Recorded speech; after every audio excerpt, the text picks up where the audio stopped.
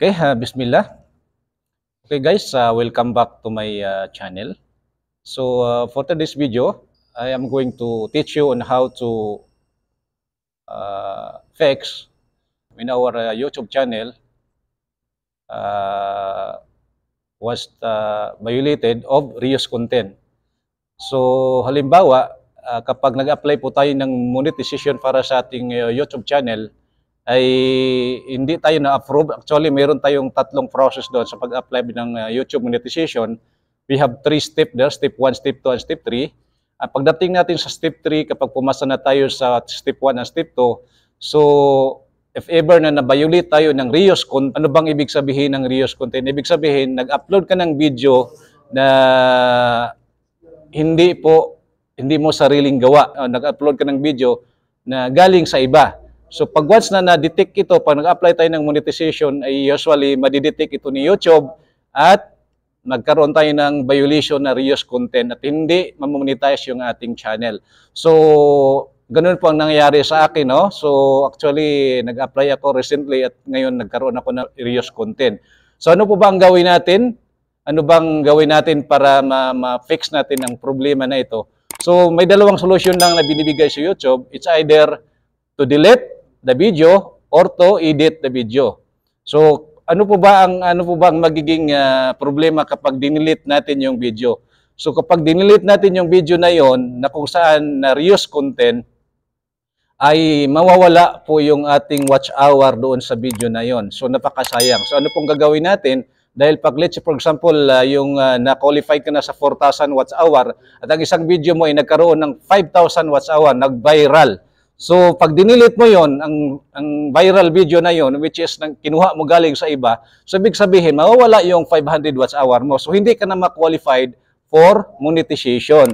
So ano po ang gagawin natin? So mayroon pong paraan para hindi natin ma-delete ang video na yon. So anong gagawin natin? It's either i-edit natin ang video na yon para ma-retain yung video na yon sa YouTube natin at hindi siya ma-violate as reuse content, no? So ang gagawin natin, in my case, bilang advice, ang gagawin natin, i-edit natin yung video.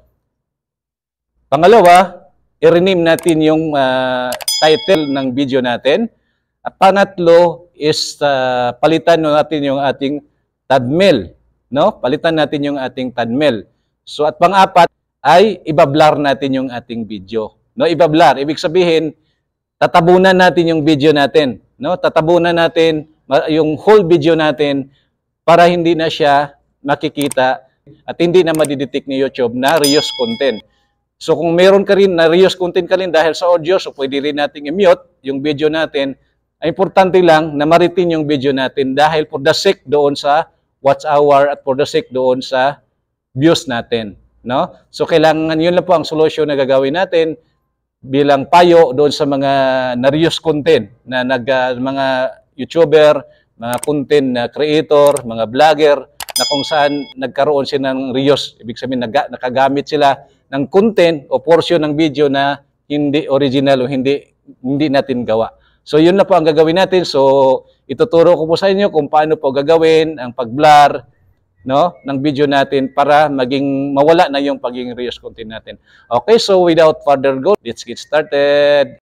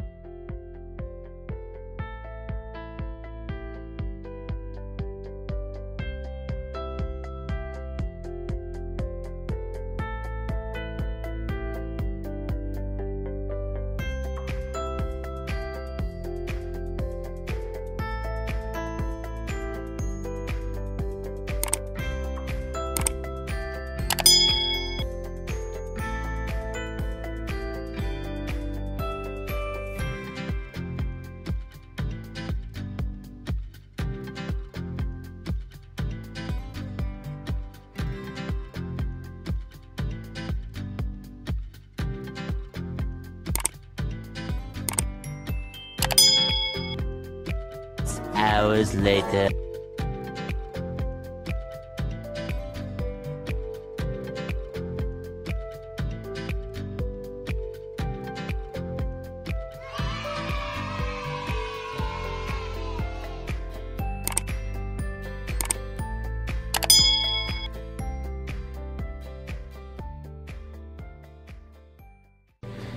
So thank you for watching. If this video helped you, please don't forget to subscribe to my channel.